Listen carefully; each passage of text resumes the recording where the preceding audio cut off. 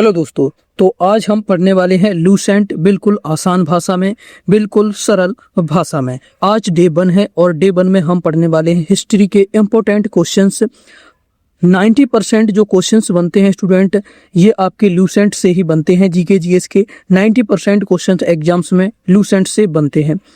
ये साथियों क्लास सभी एग्जाम्स के लिए इम्पोर्टेंट है। आपको state exam, UP police, SSC, railway या और भी कोई अदर एग्जाम टारगेट करना चाहते हैं, यूपीएससी लेवल तक के लिए ये बहुत इंपॉर्टेंट क्वेश्चंस रहने वाले हैं, इंपॉर्टेंट क्लास रहने वाली है। हम पूरी लूसेंट को स्टूडेंट बिल्कुल आसान भाषा में पढ़ने वाले हैं। तो आज डे 1 है, तो क्लास में जुड़े रहें, अंत तक जुड़े रहना। सभी क्वेश्चंस जो है लूसेंट से ही लिए गए हैं, हमने इनको आसान भाषा में लिया है। तो चलिए शुरू करते हैं। डे 1 का हमारा क्वेश्चन 1 है, महाकाव्य तथा पुराणों में भारत को किस नाम से संबोधित किया गया है। हिस्ट्री पढ़ने वाले हैं, हिस्ट्री से शुरुआत करी है लूसेंट की हमने और एंड तक चलेंगे। जितने भी टॉपिक्स हैं, जितने भी चैप्टर्स हैं, सभी चैप्टर्स हम इसमें कंप्लीट करने वाले हैं। तो महाकाव्य तथा पुराणों में भारत को किस नाम से जाना जाता है? अगर क्वेश्चन का आंसर पता है तो कमेंट में जरूर देना। तो महाकाव्य और पुराणों में भारत को स्टूडेंट भारतवर्ष के नाम से जाना जाता था। किसके नाम से? भारतवर्ष के नाम से संबोधित किया गया है भारत को। इंडिया को महाकाव्य और पुराणों में भारतवर्ष के नाम से संबोधित किया गया है। बहुत उपयोगी क्लास रहने वाली है, तो सभी साथी क्लास में एंड तक बने रहेंगे। नेक्स्ट क्वेश्चन देखिए और आंसर बताएंगे फटाफट से। यूनानियों ने भारत को क्या कहा था? यूनानियों ने जो है भारत को क्या नाम दिया था? हिंद, इंडिया, भारतवर्ष या फिर जम्बूद्वीप? तो यूनानियों ने जो भारत को नाम दिया था वह इंडिया नाम दिया था। किसका दिया हुआ नाम है ये? इंडिया। ये आपका यूनानियों का दिया हुआ नाम है, याद रखेंगे। बी यहाँ पर बिल्कुल राइट आंसर बनेगा। नेक्स्ट देखिए, भारत का सर्व प्राचीन धर्म ग्रंथ कौन सा है? भारत का जो सर्व प्राचीन धर्म ग्रंथ है कौन सा है? तो भारत का सर्व प्राचीन जो धर्म ग्रंथ है ये आपका वेद है। कौन सा है? वेद जो है भारत का सर्व प्राचीन धर्म ग्रंथ है।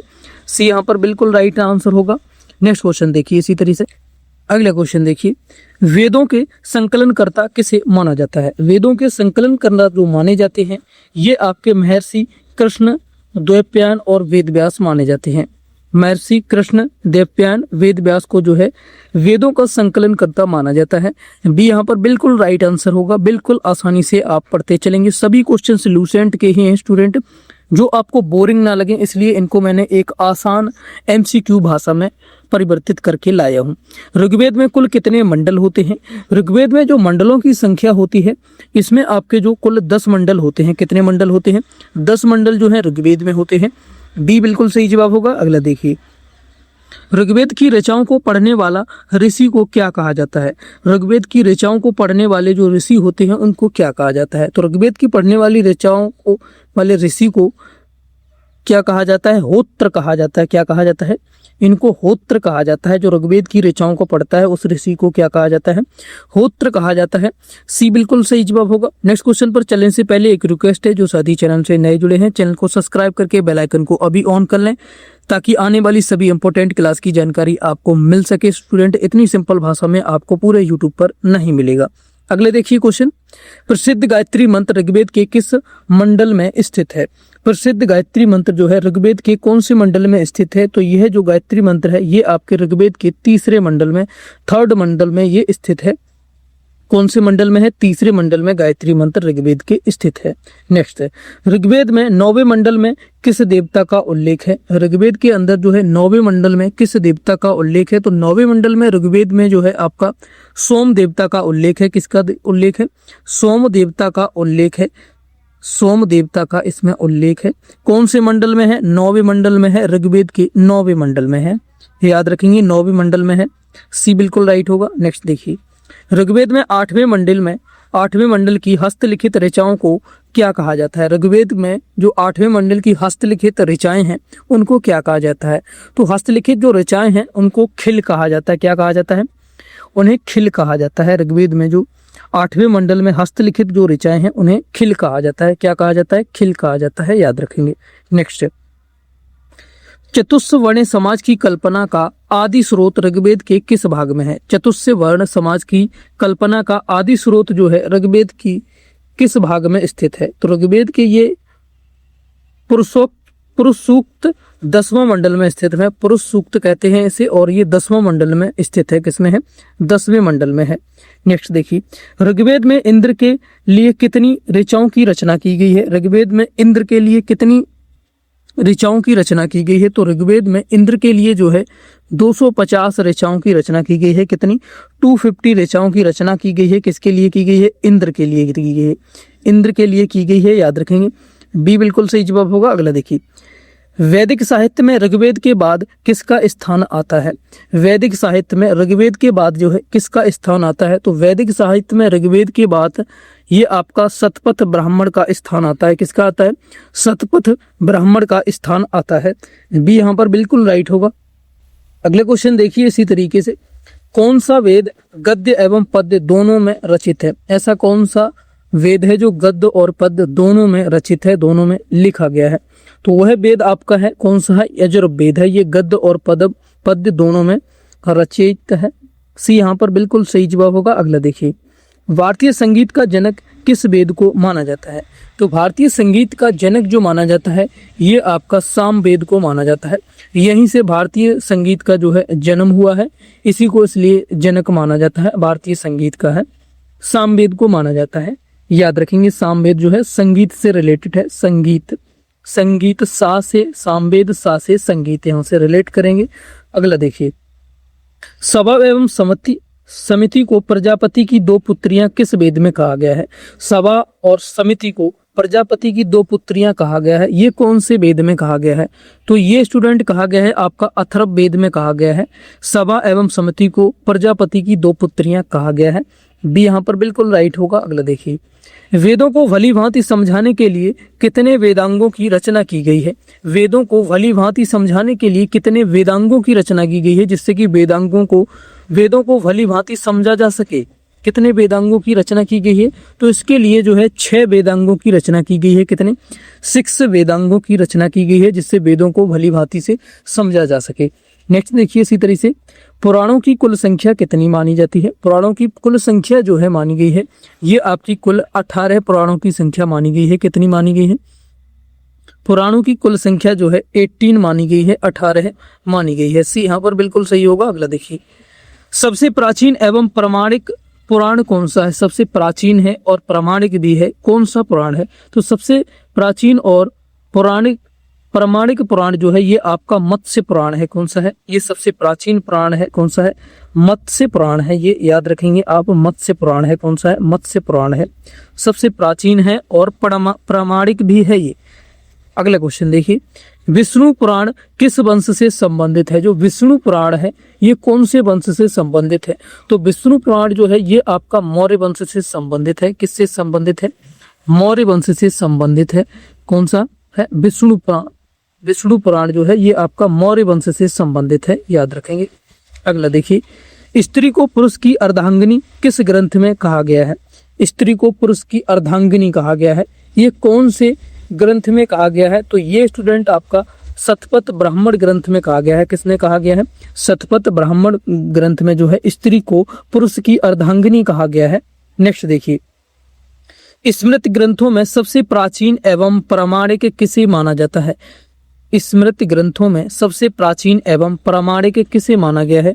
तो सबसे प्राचीन और प्रामाणिक जो माना गया है ये आपका मनुस्मृति को माना गया है। किसे माना गया है?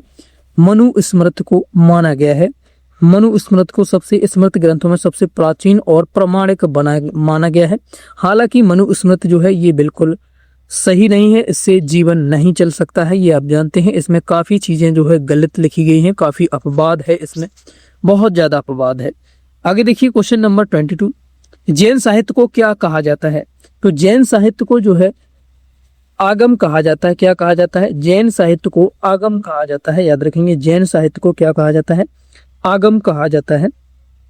नेक्स्ट, जैन धर्म का प्रारंभिक इतिहास किस ग्रंथ से ज्ञात होता है? जैन धर्म का जो प्रारंभिक इतिहास है ये किस ग्रंथ से ज्ञात होता है? तो जैन धर्म का प्रारंभिक इतिहास है ये आपका कल्प सूत्र से ज्ञात होता है। किससे ज्ञात होता है?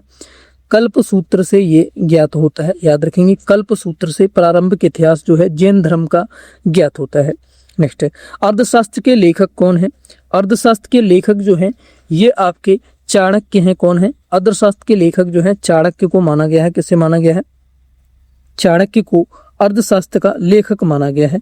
नेक्स्ट देखिए, राजतरंगिणी पुस्तक का संबंध किस राज्य के इतिहासकार से है? राजतरंगिणी पुस्तक का जो संबंध है किस राज्य के इतिहासकार से है? बहुत इंपॉर्टेंट है, एग्जाम में बार बार पूछा जाता है ये क्वेश्चन। तो राजतरंगिणी पुस्तक का संबंध जो माना जाता है ये आपका कश्मीर के इतिहास से माना जाता है। किससे? कश्मीर के इतिहास से माना जाता है इस पुस्तक का संबंध। अगला देखिए, अष्टाध्यायी संस्कृत भाषा व्याकरण की प्रथम पुस्तक के लेखक कौन है? ये संस्कृत भाषा व्याकरण की प्रथम पुस्तक है, इसके लेखक कौन है? अष्टाध्यायी। इंपॉर्टेंट है, ये भी आता है एग्जाम में बार बार। तो अष्टाध्यायी के जो लेखक हैं ये आपके पाणिनि हैं। कौन है? पाणिनि जो है अष्टाध्यायी के लेखक हैं। बी बिल्कुल सही होगा। अगला देखिए, पुष्यमित्र शुंग के पुरोहित कौन थे जिनके महाभाष्य से शुंगों का इतिहास पता चलता है? पुष्यमित्र शुंग के पुरोहित कौन थे जिनके महाभाष्य से शुंगों का इतिहास पता चलता है? तो पुष्यमित्र शुंग के जो पुरोहित थे ये आपके पतंजलि माने जाते हैं। कौन? पतंजलि जो है इसके पुरोहित थे। बी राइट होगा। नेक्स्ट देखिए, इतिहास का पिता किसे कहा जाता है? Father of history. इतिहास का पिता जो है किसे कहा जाता है? तो इतिहास का जो पिता कहा जाता है ये आपका हेरोडोटस को माना गया है। इतिहास का जनक, इतिहास का पिता जो है हेरोडोटस को माना गया है। किसे माना गया है? हेरोडोटस। अगला देखिए, मेगास्थनीज किसका राजदूत था जो चंद्रगुप्त मौर्य के दरबार में आया था?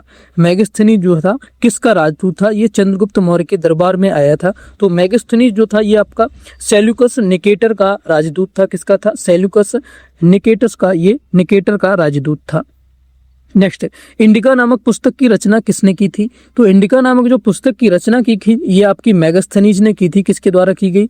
मेगास्थनीज के द्वारा इंडिका नामक पुस्तक की रचना की गई। ये क्वेश्चन जो है बार बार एग्जाम में बनता है, याद रखेंगे। आगे देखिए, प्रथम शताब्दी में नेचुरल हिस्ट्री नामक पुस्तक किसने लिखी? प्रथम शताब्दी में नेचुरल हिस्ट्री नामक जो पुस्तक है ये किसने लिखी थी? स्टूडेंट, जितने भी क्वेश्चंस एग्जाम में बनते हैं किसी एग्जाम में जीके जीएस के साथियों लूसेंट से ही बनते हैं। अगर आपने एक बार लूसेंट को तैयार कर लिया फिर जीके जीएस में आपको प्रॉब्लम नहीं होने वाली है।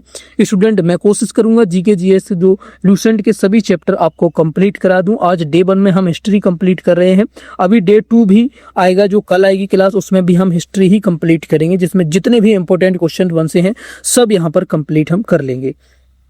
प्रथम शताब्दी में नेचुरल हिस्ट्री नामक पुस्तक किसने लिखी थी? तो नेचुरल हिस्ट्री नामक जो पुस्तक लिखी थी ये आपकी प्लिनी ने लिखी थी। किसने? प्लिनी के द्वारा नेचुरल हिस्ट्री नामक जो है पुस्तक लिखी गई थी। बी बिल्कुल राइट आंसर होगा। एक बार फिर से रिक्वेस्ट है, जिन साथियों ने अभी भी वीडियो को लाइक नहीं किया तो लाइक कर दें और शेयर करें ज्यादा से ज्यादा अपने सभी दोस्तों के साथ, जिससे किसी दूसरे का भी भला हो। बिल्कुल फ्री में यहाँ पर तैयारी आपको कराई जा रही है। इसका बिल्कुल फ्री पीडीएफ भी मैं बताऊंगा क्लास के एंड में आपको कहाँ पर मिलेगा, तो क्लास में एंड तक जुड़े रहें। बिल्कुल भी आप स्किप ना करें, आपका ही नुकसान होने वाला है अगर आप किसी भी गवर्नमेंट एग्जाम का एग्जाम देने जा रहे हैं। चीनी यात्री फायान किस गुप्त राजा के दरबार में आया था? चीनी यात्री फायान किस गुप्त राजा के दरबार में आया था? तो चीनी यात्री जो फायान है ये आपका चंद्रगुप्त द्वितीय के दरबार में आया था। किसके दरबार में आया था? चंद्रगुप्त द्वितीय के दरबार में ये आया था। अगला, चीनी यात्री ह्वेनसांग किसके शासनकाल में भारत आया था? ह्वेनसांग भी आया था भारत में, चीनी यात्री था ये भी। ये किसके शासनकाल में भारत आया था? अगर आंसर पता है तो कमेंट में जल्दी से बताइए। तो ये स्टूडेंट जो आया था ये आपका हर्षवर्धन के शासनकाल में आया था। ह्वेनसांग इसका नाम था, चीनी यात्री था। ये किसके शासन में आया था? ये आपका हर्षवर्धन के शासनकाल में आया था, याद रखेंगे। नेक्स्ट देखिए, ह्वेनसांग का भ्रमण वृत्तांत किस नाम से प्रसिद्ध है? ह्वेनसांग का जो भ्रमण वृत्तांत है ये किस नाम से प्रसिद्ध है? तो ह्वेनसांग का जो भ्रमण वृत्तांत है ये आपका सी यू की के नाम से प्रसिद्ध है। किसके नाम से है? सी यू की के नाम से ये आपका प्रसिद्ध है। इसका भ्रमण वृत्तांत, इसने जो भ्रमण किया था उसके ऊपर वृत्तांत लिखा था। नेक्स्ट देखिए, ह्वेनसांग के अध्ययन के समय नालंदा विश्वविद्यालय के कुलपति कौन थे? जब ह्वेनसांग ने इसे अध्ययन किया था भारत आके चीन से, तो उस समय नालंदा विश्वविद्यालय के कुलपति कौन थे? तो उस समय नालंदा विश्वविद्यालय के जो कुलपति थे वो आपके आचार्य शीलभद्र थे। कौन थे? आचार्य शीलभद्र उस समय नालंदा विश्वविद्यालय के कुलपति थे, याद रखेंगे। अगला देखिए, किताब उल हिंद या तहकीक ए हिंद की रचना किसने की? किताब उल हिंद या तहकीक ए हिंद की रचना जो की थी ये आपकी अलबरूनी ने की थी। किसने की थी? अलबरूनी ने की थी। ये बी बिल्कुल राइट आंसर होगा, बहुत इंपॉर्टेंट है, अलबरूनी के द्वारा की गई थी। नेक्स्ट देखिए, 1333 ईस्वी में दिल्ली पहुंचने पर सुल्तान मोहम्मद बिन तुगलक ने किसे काजी नियुक्त किया था? 1333 में दिल्ली पहुंचा था सुल्तान मोहम्मद बिन तुगलक और उसने किसे काजी नियुक्त किया था? तो 1333 में इसने जो काजी नियुक्त किया था उसका नाम इब्न बतूता था। कौन था? इब्न बतूता को इसने अपना काजी नियुक्त किया था। बी यहाँ पर बिल्कुल राइट होगा। अगला देखिए, इब्न बतूता के यात्रा वृतांत को क्या कहा जाता है? इब्न बतूता के जो यात्रा वृतांत है उसे क्या कहा जाता है? आंसर बताइए अगर कमेंट में पता है तो। उसे रिहला कहा जाता है। क्या कहा जाता है? इब्न बतूता का जो यात्रा वृतांत है उसे रिहला कहा जाता है। क्या कहा जाता है? रिहला कहा जाता है। यहाँ पर ए बिल्कुल राइट होगा। अगला देखिए, कंगयूर तथा तंगयूर नामक ग्रंथों की रचना किस तिब्बती लेखक ने की थी? कंगयूर तथा तंगयूर नामक ग्रंथों की जो रचना है ये किस तिब्बती लेखक ने की थी? तो इसकी जो रचना की थी ये आपकी तारानाथ ने की थी। किसने की थी? तारानाथ के द्वारा इसकी रचना की गई थी। तारानाथ ने इनकी रचना की थी। किसकी की थी? कंगयूर और तंगयूर तारानाथ ने की थी, याद रखेंगे। अगला देखिए, एशिया माइनर के वोगाज कोई 1400 ईस्वी पूर्व अभिलेख में किन वैदिक देवताओं के नाम मिलते हैं? एशिया माइनर के वोगाज कोई 1400 ईसा पूर्व अभिलेख में किन वैदिक देवताओं के नाम मिलते हैं? कौन कौन वैदिक देवताओं के इसमें नाम मिले हैं? तो इसमें मित्र, वरुण, इंद्र और नासत्य देवताओं के यहाँ पर जो है नाम मिलते हैं। किसके? मित्र, वरुण, इंद्र और नासत्य देवताओं के यहाँ पर नाम मिलते हैं। अगला देखिए, भारतवर्ष का सर्वप्रथम जिक्र किस अभिलेख में मिलता है?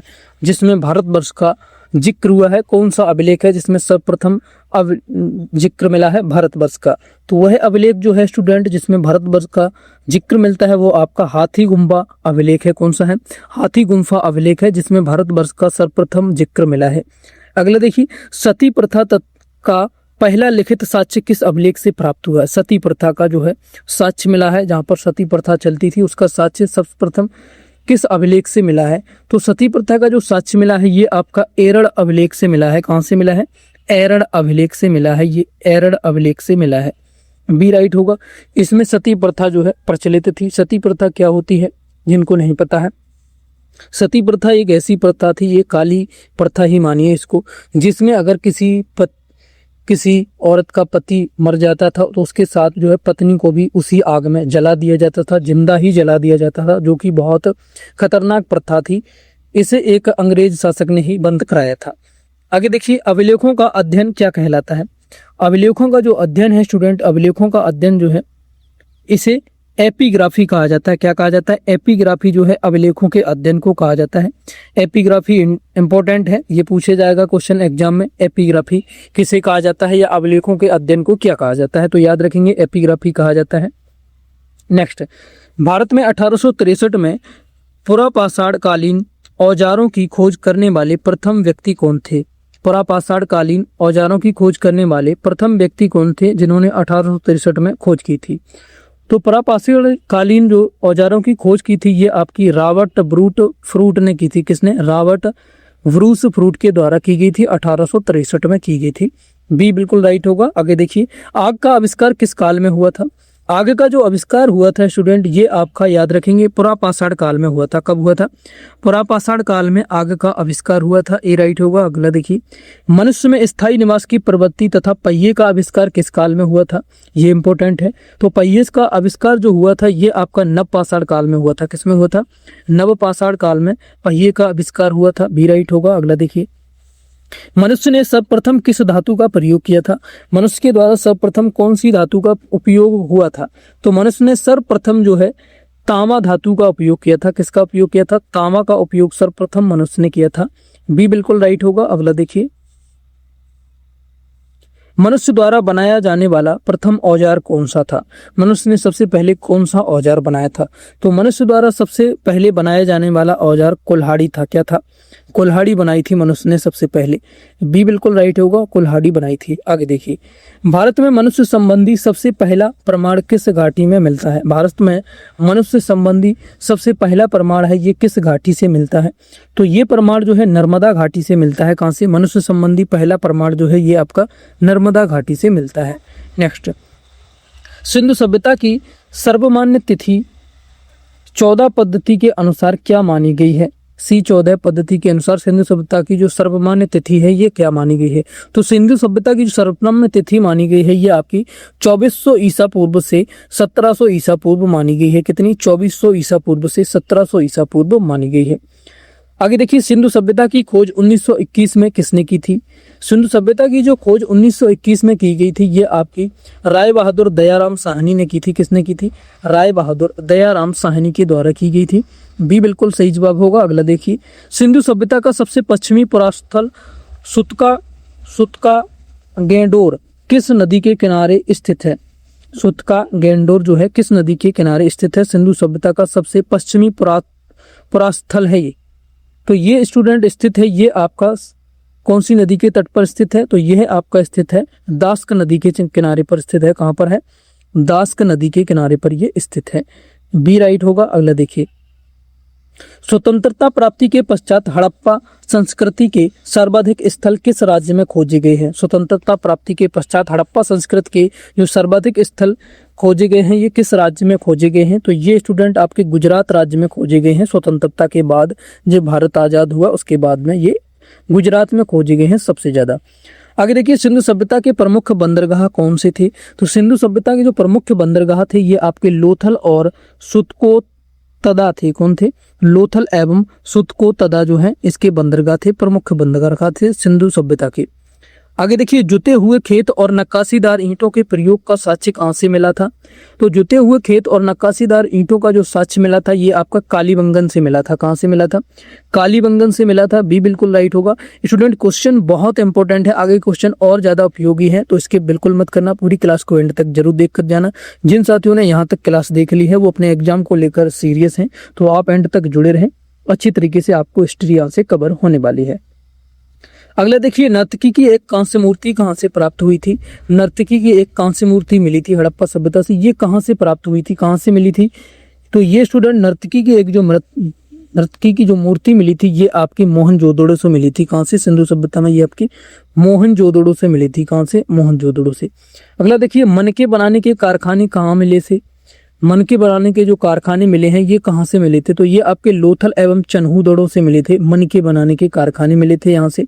ए बिल्कुल राइट होगा। अगला देखिए, सिंधु सभ्यता के लोगों ने नगरों तथा घरों के विन्यास के लिए कौन सी पद्धति अपनाई थी? सिंधु सभ्यता के लोगों ने नगरों तथा घरों के विन्यास के लिए कौन सी पद्धति अपनाई थी? तो इन्होंने ग्रिड पद्धति का उपयोग किया था। कौन सी पद्धति अपनाई थी? ग्रिड पद्धति में ये अपने घरों और नगरों का निर्माण करते थे। अगला देखेंगे, किस एकमात्र नगर के घरों के दरवाजे मुख्य सड़क की ओर खुलते थे? किस एकमात्र नगर ऐसा मिला था जिसके घरों के दरवाजे हैं ये मुख्य सड़क की ओर खुलते थे? तो ऐसा नगर कौन सा मिला था? तो स्टूडेंट ये जो नगर मिला था ये एकमात्र नगर जो था ये आपका लोथल था। कौन सा था? लोथल में जो घर बने थे इसके जो मुख्य दरवाजे ये सड़कों की ओर खुलते थे। कहां पर खुलते थे? सड़कों की ओर खुलते थे। नेक्स्ट देखिए, सिंधु सभ्यता के लोगों की मुख्य फसलें क्या थी? ये कौन सी फसलें उगाते थे? तो सिंधु सभ्यता के लोग जो है मुख्यतः ये आपके गेहूं और जौ की फसलें उगाते थे। कौन सी? गेहूं और जौ इनकी मुख्य फसलें थी। सिंधु सभ्यता में तौल की इकाई संभवतः किस अनुपात में थी? कोई भी चीज को ये तौलते थे, मापते थे, तो उसमें इकाई संभवतः किस अनुपात में थी? तो इसमें जो इकाई थी ये आपकी ये इकाई इनकी 12 की इकाई में थी। किसमें? किस अनुपात में थी? 12 के अनुपात में इनकी इकाई थी। बी राइट होगा। अगला देखिए, मेसोपोटामिया के अभिलेखों में वर्णित किस शब्द का अभिप्राय सिंधु सभ्यता से है? मेसोपोटामिया के अभिलेखों में वर्णित किस शब्द का अभिप्राय जो है सिंधु सभ्यता से है? तो इसमें जो मेसोपोटामिया के अभिलेखों में जो वर्णित शब्द है ये आपका मेलुहा, इस शब्द का जो अभिप्राय है ये सिंधु शब्द से है, सिंधु सभ्यता से है। मेलुहा नामक का शब्द है। कौन सा शब्द है? मेलुहा शब्द है। ए राइट होगा। अगला देखिए, पिग्गट ने किन दो नगरों को एक विस्तृत साम्राज्य की जुड़वा राजधानी कहा था? पिग्गट ने किन दो नगरों को एक विस्तृत साम्राज्य की जुड़वा राजधानी कहा था? तो पिग्गट ने जो है हड़प्पा और मोहनजोदड़ो को एक जुड़वा राजधानी कहा था। विस्तृत साम्राज्य की एक जुड़वा राजधानी कहा था। किसे? हड़प्पा और मोहनजोदड़ो। किसने? पिग्गट ने कहा था। नेक्स्ट देखेंगे, आग में पकी हुई मिट्टी को क्या कहा जाता है? आग में पकी हुई मिट्टी को जो है क्या कहा जाता था? तो आग में पकी हुई मिट्टी को टेराकोटा कहा जाता था। क्या कहा जाता था? टेराकोटा कहा जाता था। बी बिल्कुल राइट होगा। अगला देखिए, हड़प्पा किस नदी के तट पर स्थित है? हड़प्पा सभ्यता जो है ये कौन सी नदी के तट पर स्थित है?